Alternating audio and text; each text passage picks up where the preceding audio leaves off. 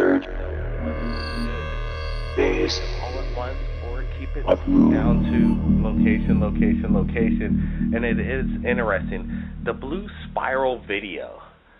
At first I thought it was just a star, but then the reaction from the person that shot it is what blew me out. And then we took a closer look of exactly what he was shooting, and it looked like a spiraling quantum kind of physics action of a blue black hole, Dr. J. Exactly. It could have been something that this orb was either coming out of, or at the end of the video, all it looked like there was this spiral left, so maybe the orb went into it, through the portal into another dimension. Who knows? The point is, we got it on camera, submitted to Third Phase of Moon for the world to see. More video coming in from Miami. I think we had about 2 or 3 videos submitted just this past few days from Miami, from Jeremy Thomas. And it looked to me like a fleet of UFOs, maybe 10. Dr. J. Brent, what do you say? Definitely not a flock of birds. You could tell they're in formation, unlike a flock of birds. You could see them separate. These guys are staying really close to each other, and it's just great footage that's coming in from people around the world. We're excited what we're looking at. What do you think it is, John? You know, this fleet is definitely not birds because A, they're too big, B, they're all flying in unison. Birds turn in unison, but these things have a separation in distance that is consistent throughout the entire time, and they're spread out all over the place. This is one of the more amazing footages that has come through to Third Phase of Moon and for the world to see. If you're listening right now on Revolution Radio, freedomslips.com, we want to invite everybody to join Third Phase of Moon on YouTube to watch these videos right now coming into Third Phase. And then now, the Galactic Guru has sent us video from Derby, UK, over and over, and a new one coming in August 8, 2013. People say it could be a star, but when we look at it as the video rolls, stars don't appear in front of clouds. What do you think this bright object in the sky is, Dr. J? It looks like a giant orb, and not only is it not a star, it's too big to be a star. I would say it's somewhere along the lines of just smaller than the moon, and it's moving, not just vertically, but horizontally in a matter of seconds and minutes. This thing reminds me of the giant orb that was one of the 3 orbs that released over 200 UFOs over the Catalina Channel, which we reported on last week for the Boy Scout troop to see. And I think that this could be one of those giant craft that contains a bunch of these smaller craft. Brent, the reports that are coming in on a mass scale to Third Phase of Moon, and the young generation reporting these sightings, putting it down in artwork, describing it, you have an affiliation with artwork and kids' descriptions of UFOs. Can you indulge a little bit more on that, Brent? Yeah, most definitely. Looking at the young artists, the future now, they're really creative. They've moved to the next generation. Back in the day, we're just playing around with pencils and, what was it, asteroids and Space Invaders were our video games. Now they're looking at things that look almost like reality, and the concept of art is out of our imagination and what these children are thinking and what they're going to accomplish in the future. Hey, John, tell us about this new video that we just got, another one from Miami with these floating orbs. You know, this one reminded me of either a small triangular object with another orb following it, monitoring it, whatever it is, or it could be the famed TR3B that everybody is making a huge sensation about. What it is remains to be seen. However, it's caught on the camera, and you could clearly tell from the excitement of the person filming from it that it's something major that does not happen regularly. Not only the person that shot it, well, actually, this was shot in Grisham, Oregon, Victor Cervantes, July 28, 2013. The family was there. It was a mass sighting. People know what conventional airplanes look like, balloons, sky lanterns, you name it, stars. When people know that it's a UFO, they react in this fashion that is pretty much universal, kind of in a hysterical, euphoric way. Right, John? That's the way I take it. That's the way I see it. Thousands of UFO reports, videos, it's all the same, kind of euphoric. Yes, people seem to get excited the moment they see something anomalous. And when they grab their cameras and start filming it, the camera is not only filming the object, it's filming their reaction, which is great and very consistent with what you said with the euphoria and enthusiasm. Now, Dr. J, you have got some amazing guests that are going to be appearing on Third Phase of Moon, exclusive testimony. Young Jack Graham also asking the big questions. Can you tell me the first guest right now, right here, exclusive on Third Phase of Moon, that we'll be showcasing very shortly? Yes, James Gilliland of the Gilliland Ranch, which is a famed ranch in Washington, the state of Washington, where apparently orbs come every single night. And everybody from The Tonight Show to Good Morning America to CNN to Larry King to O'Reilly were on location. What he said was that half of those things were scrapped, the other half were shown. But this brought him international fame, and we got an exclusive interview with him, among others, of course. Dwight D. Eisenhower, possible president that had the last insight of what was going on in Area 51, and you managed to capture an exclusive interview with the granddaughter? His great-granddaughter, Laura Eisenhower, yes, she spoke to Third Phase of Moon directly. And let me tell you this, Blake, when Dwight Eisenhower left his presidency, he spoke, instead of how he brought taxes down, created jobs, but he warned the civilians to beware of the military-industrial complex. Why? It's speculated that he was cut out of the loop of the own black government that he started. And that's what's so important about this case. We have a direct descendant who is talking openly about extraterrestrials. And I think that's one of the greatest things we got. When a great-granddaughter of a president wants to come out and disclosure, wow, it doesn't get much better than that. And we've had background interviews with Mr. Ron Gardner in regards to the Area 51 conflict that almost happened with the U.S. Army. Brent, what were you thinking when you imagined that for the first time, when you heard this story come out? Wow, Eisenhower was going to invade Area 51. He told the troops, let's go ahead and take this place out. He felt uncomfortable of the secret dark government, and he understood the truth that this is a bad place to be for a president, because it's not about how government works. He's not giving it to the people. He's actually being controlled by the dark mafia that controls the world. So he felt pretty intimidated when he actually learned the truth. The disclosure has already just been admitted today. It was on the Huffington Post about Area 51. Wow, finally the government comes clean that they're aware that Area 51 exists. Check that off. That's a pretty much no-brainer. And now they're just saying that, yeah, they're working on military aircraft. Well, let's get an insight interview. Let's get Third Phase of Moon in Area 51 and see what's really going on if they want to disclose. What do you say about that?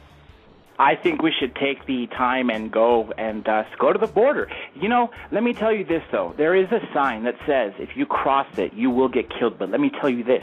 If you organize 10,000 people, 50,000 people, 100,000 people to march, do you really think that the U.S. government is going to order the execution of 50,000 people on the spot covered by media? I think that's probably the only way we're ever going to be able to walk onto there. But if we go in groups of 10, 20, 50, 100, they could disappear, and that's also a no-brainer. But you said it was mentioned in the Huffington Post, Blake.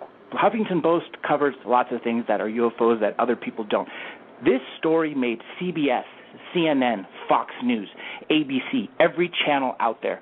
Why are they telling it? Because they've already admitted that there was an installation there years ago. Now that they're actually admitting to some more rumors, although they won't confirm what the rumors are. what I'm taking away from this is that, well, now possibly the government, the people we elect, can get involved. Besides the 100,000 man march to Area 51, you asked me the question, I think that could be quite dangerous for both sides. But what I'm thinking is now, okay, President Obama's aware of this. All presidents from here on out are out in the public aware of Area 51. They don't have to say that they don't know about that it even exists. So that might open up some doors. Maybe some congressmen could get in there and find out what's going on at Area 51, just like the CIA agent, the anonymous CIA guy that worked for Eisenhower came and went to Area 51 to find out what was going on. Maybe that kind of thing could happen again. That's what we're hoping. We want to see what's going on in there. You know, Blake, I have to say, even though you said Barack Obama now knows about this, every president has known about this because it's been leaked. It's not leaked. It's actually known information. This was even on a documentary on the History Channel about the UFOs in the White House.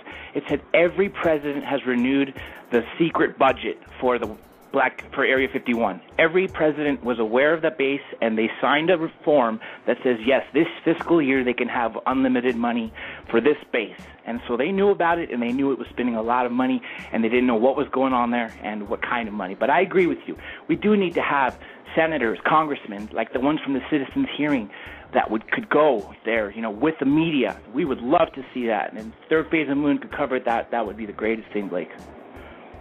Well, I think that exclusive will happen on Third Phase of Moon one of these days. People standing by. We're up to 101,000 subscribers. The movement is on for disclosure, and we're going to keep on it to find out what's going on with the UFOs, alien abductions, the agenda, secret society. We're going to cover it. We're going to be taking calls right now. Area code 717. Welcome to Third Phase of Moon. Thanks for standing by.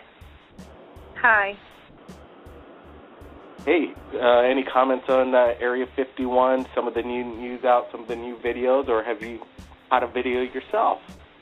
Yeah, actually, I took a video today, and it's on YouTube. Excellent. Can you tell us who you are and where was the video shot from, at what time, place? Go ahead. Yes, my name is Lorraine Neely. It's located on YouTube under my maiden name, Lorraine Souders. It's titled UFO in Edders, PA. Pennsylvania. Pennsylvania, yes. There's a lot of sightings going out over there. There's a lady, Allison Cruz, that captures all kinds of incredible video over Pennsylvania. It's interesting. We sure would like to see it. Can you contact us via Skype or our Facebook Skype and then send us the link? And we sure would love to see it. Can you explain to us what the video entails and describe the object or objects? Yes, I actually sent you an email with the link to your email address. Well, let's go to my email address right now and then see what we got over here. How did you come across Third Phase of Moon? YouTube. Was it because of the sighting you had today, or was it because prior to this, did you always have your eyes on the skies? I've had many sightings of UFOs, and Allison Cruz is one of my friends, and I have seen all of her videos. Great. There's she definitely knows how to capture her videos and get perspective, and we're pulling up the video right now. And what I'm looking at is, first of all, the perspective. You have perspective. You have the illuminated object in the background. There's trees in the foreground, so we're getting some kind of perspective of what's going on. At the moment, it's stationary. Does the object later on move, or is it pretty much the orb in the night sky? No, it moves. It moved around up and down, and it went down under the tree line, but it looks just like an orb in the sky, and it happened right after the sun went down, and I saw it, and we had high-powered binoculars. You could see it with the binoculars really well, and it looked like it was pulsating. Well, it definitely has that pulsating light, and it's definitely not an airplane, and there's no stars around it. It to me doesn't look like a star because it's pretty low on the horizon right there, and it's lit. It's moving slightly. Go ahead, Brent. Can you give us some insight? Yes, I have a question.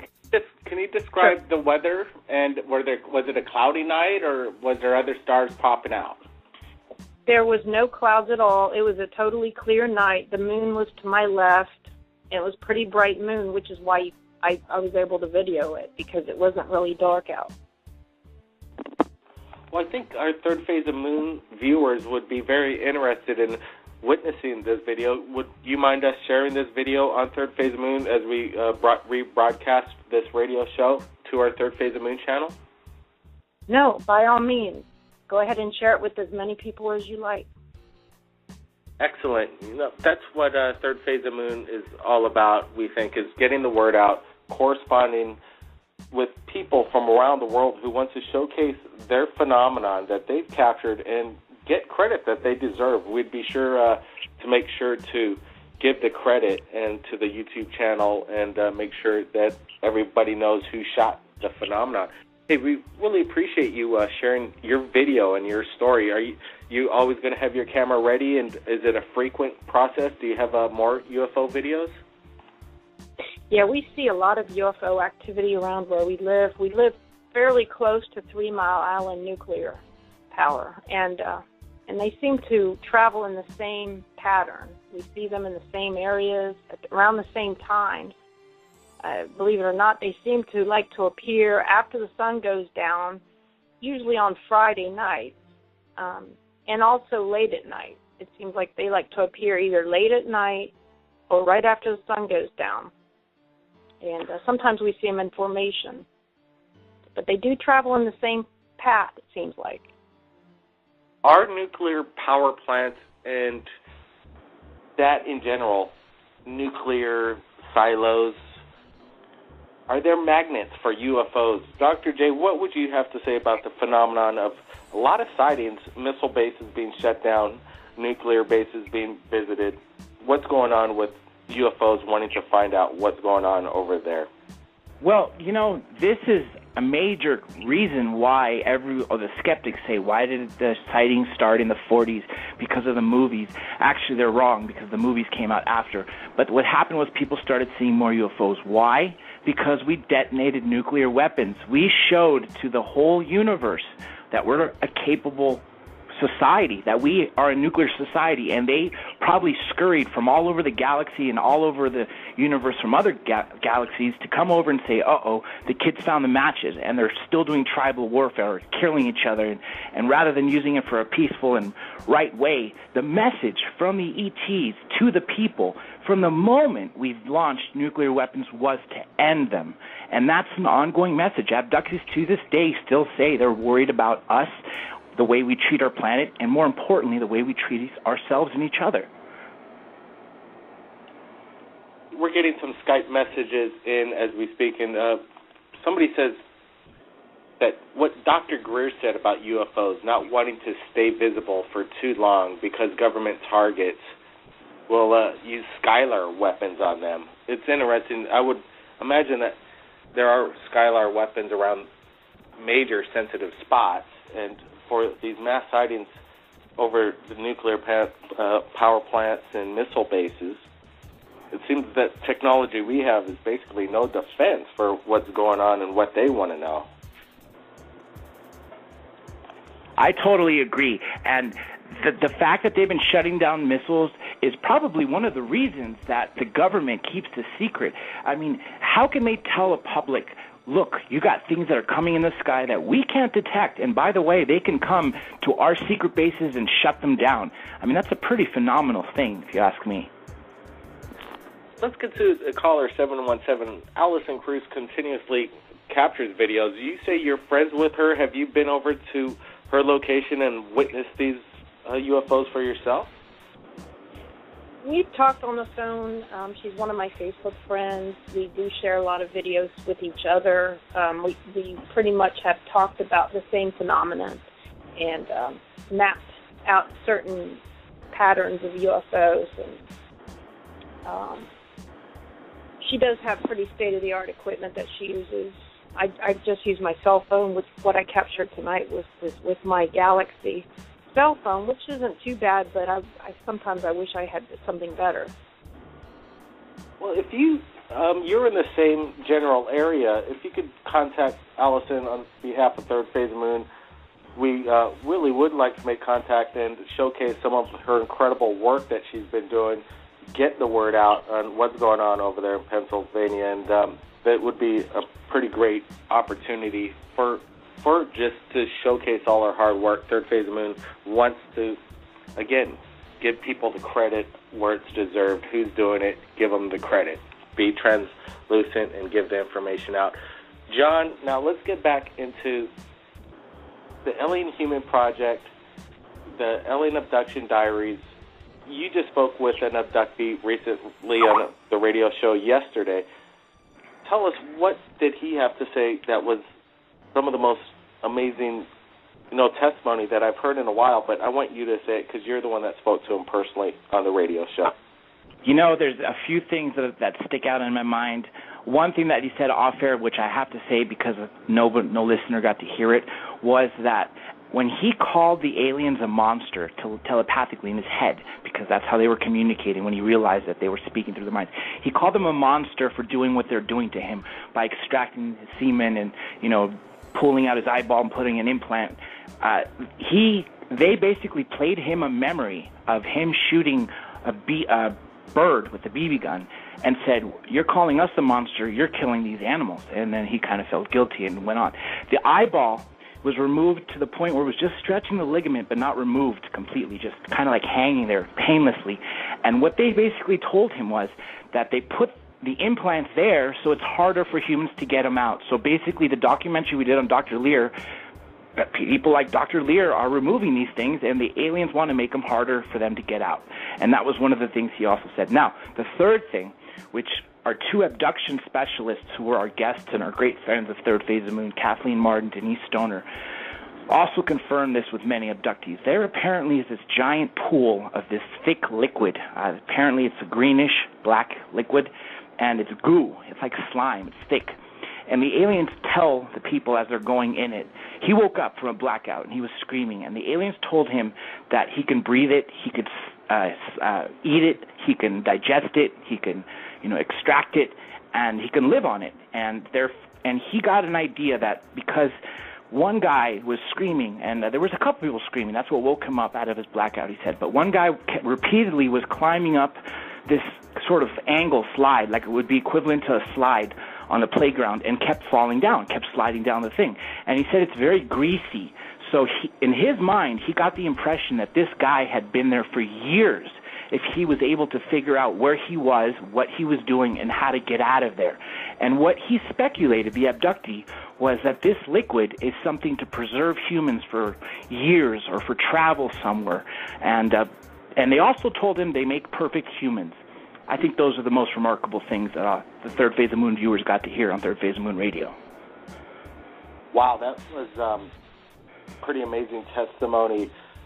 It's absolutely incredible if there is such a material, some kind of gelatinous goo that you could eat, breathe, and what was the point behind it?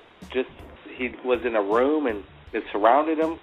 I'm kind of, can you give us a little bit more detail? Oh, no. He woke up in it, waist deep in it. They had placed him in it, and they had taken him, dragging him by the armpits to the pool, and were telling him what it's for. And apparently he woke up from his blackout hearing the screams. He mentioned, like, he pretty told his story in the timeline. He omitted some things because of time, but he kept mentioning of this blackout, my third blackout, my fifth blackout. So this was one of his later blackouts on the ship, where after they did the medical exam. And he also saw young kids, he thought they were 14, 15 on the ship, which were not abductees.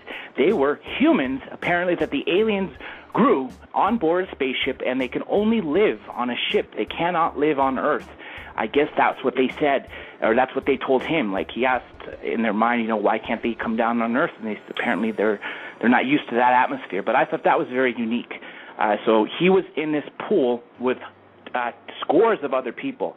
And he said he described it maybe about, I think it was said 100 yards, larger than an Olympic-sized swimming pool. And it was just a huge thing with massive people in it, some people unconscious, other people screaming, other people, moving around like they're trying to swim and panicking, and other people, like, accepting it. Wow, it sounds like a nightmare. We're getting more texts coming in, and some people say that they're bad aliens that are also part of the dark government, conspiracy, create alien hate. The next big boogeyman is the aliens. And people think it's a ruse or a pre-planned strategy. They actually make some of these entities, and they have alien reproduction facilities. That we need to be careful about these stories, that they may actually be not aliens, but the dark government. More comments coming in, and, it could be that dark government is part of the dark entity alien agenda. Not all aliens are evil, let's hope, but it sounds like a lot of these abduction stories that we continuously hear are like an absolutely nightmarish horror movie that there doesn't seem anything good about it. Have you spoken to anybody that's had a good experience with the alien abductees, Dr. J? There have been people who have good and bad experiences, and just like the yin-yang sign of good and evil, there exists good and bad out there. There are a lot of aliens that are coming here for good reasons because they care about us. They want us to grow as a society, join this galactic federation that people call. Then there are these bad aliens. Most of them have their own agenda. We don't know what it is. We could be their farm animals. We could be either, just they're conducting a zoo. Some people say it's a prison planet. But there have been people who've been rescued. Actually, the Third Phase of Moon expert Preston Dennett, MUFON researcher, 25 years, author of 17 books. One of his books was on UFO healings. 200 cases of documented saving of aliens. One of them he spoke about on Third Phase of Moon Radio a few months back was with this woman was on a ship, on a boat, a small boat off the coast of Zuma, I believe, or somewhere here in Los Angeles. And a storm came in, and tidal waves, not tidal, but massive waves were rocking her and, eventually overturned her, capsized her boat, and broke it apart. And next thing she knows, she sees a light taking her off the, out of the water and putting her on shore. And apparently it happened twice to the same woman. So she must have been something important. But there are several people that have good experiences with aliens, Blake. Well, this is a good thing to know, and I really want to thank everybody from around the world that's been joining us on this radio show live right here at Third Phase of Moon. I also want to remind everybody that we have our new thirdphaseofmoon.net website up and running. We want to thank Tom for helping us out on that. Remember, www.thirdphaseofmoon.net. Dr. J. Andy Ilias, we really appreciate you showcasing your amazing encounters with people that have been abducted by aliens and being on location, getting the footage to us. Thanks again, Dr. J. Anytime, Blake. Real quick, I just want to remind the listeners out there, listen in to freedomslips.com, Revolution Radio. That's where we have Third Phase of Moon Radio every Thursday from 8 to 10 Pacific Time, which is Greenwich Medium Time -4. And this week we have Jaime Maussan plus a special guest. Once again, freedomslips.com at 8 to 10 p.m. Eastern Standard Time. Great. Jaime Maussan. We look forward to that. And if anybody out there has captured anything amazing in regards to UFOs, you could contact us via Skype or Facebook, Third Phase of Moon. My name's Blake Cousins, and we'll see you again next time. Putting it down in artwork, describing it, you have an affiliation with artwork and kids' descriptions of UFOs. Can you indulge a little bit more on that, Brent? Yeah, most definitely. Looking at the young artists, the future now, they're really creative. They've moved to the next generation. Back in the day, we're just playing around with pencils and what was it? Asteroids and Space Invaders were our video games. Now they're looking at things that look almost like reality, and the concept of art is out of our imagination and what these children are thinking and what they're going to accomplish in the future. Hey, John, tell us about this new video that we just got. Another one from Miami with these floating orbs. You know, this one reminded me of either a small triangular object with another orb following it, monitoring it, whatever it is, or it could be the famed TR3B that everybody is making a huge sensation about. Okay, over and over, and a new one coming in August 8, 2013. People say it could be a star, but when we look at it as the video rolls, stars don't appear in front of clouds. What do you think this bright object in the sky is, Dr. J? It looks like a giant orb, and not only is it not a star, it's too big to be a star. I would say it's somewhere along the lines of just smaller than the moon, and it's moving, not just vertically, but horizontally in a matter of seconds and minutes. This thing reminds me of the giant orb that was one of the 3 orbs that released over 200 UFOs over the Catalina Channel, which we reported on last week for the Boy Scout troop to see. And I think that this could be one of those giant craft that contains a bunch of these smaller craft. Brent, the reports that are coming in on a mass scale to third phase of moon, and the young generation reporting these sightings, UFOs, maybe 10, Dr. J. Brent, what do you say? Definitely not a flock of birds. You can tell they're in formation, unlike a flock of birds. You can see them separate. These guys are staying really close to each other, and it's this great footage that's coming in from people around the world. We're excited what we're looking at. What do you think it is, John? You know, this fleet is definitely not birds because A, they're too big, B, they're all flying in unison. Birds turn in unison, but these things have a separation in distance that is consistent throughout the entire time, and they're spread out all over the place. This is one of the more amazing footages that has come through to Third Phase of Moon and for the world to see. If you're listening right now on Revolution Radio, freedomslips.com, we want to invite everybody to join Third Phase of Moon on YouTube to watch these videos right now coming into Third Phase. And then now, the Galactic Guru has sent us video from Derby, UK.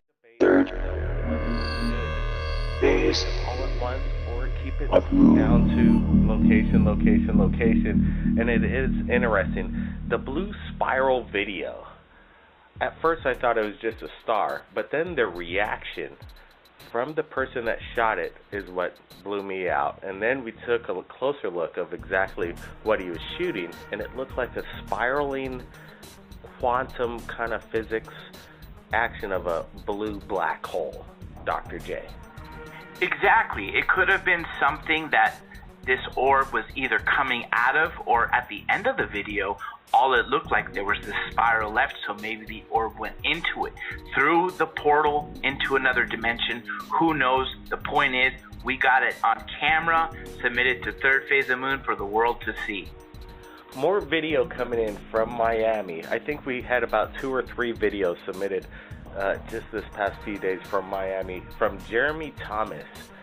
And it looked to me like a fleet of UFOs. What it is remains to be seen. However, it's caught on the camera, and you could clearly tell from the excitement of the person filming from it that it's something major that does not happen regularly. Not only the person that shot it, well, actually this was shot in Grisham, Oregon, Victor Cervantes, July 28, 2013.